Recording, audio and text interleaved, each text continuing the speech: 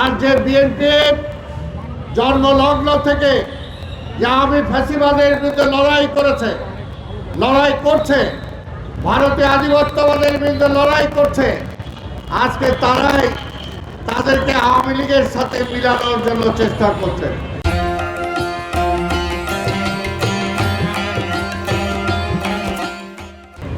তাই সহমত বন্ধুগণ, এই ষড়যন্ত্রের জাল ভেদ করে আমাদেরকে বের হয়ে আসতে হবে।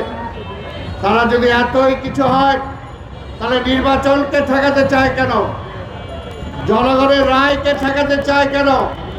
আমরা তো জনগণের রায় চাই, যে দীর্ঘদিন জনগণ ভোট দিতে পারে নাই, জনগণ যেন ভোট দিতে পারে, সেই ব্যবস্থাটাই আমরা ফিরে পেতে চাই।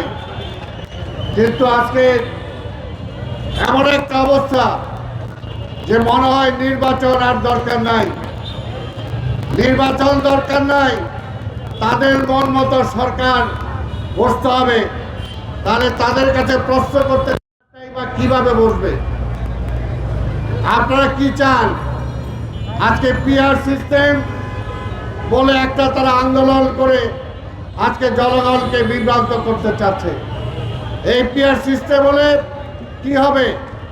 জনগণ ভোটের অধিকার হারাবে, জনগণ তার প্রতিনিধি নির্বাচন করতে পারবে না, আবার ফ্যাসিবাদের জন্ম হবে, তার এলাকায় এমপি কে নির্বাচিত হবে, জনগণ জানবে না, জনগণ কোনো নালিশ দিয়ে, কোনো সুপারিশ দিয়ে পার্লামেন্ট মেম্বারের কাছে যেতে পারবে না।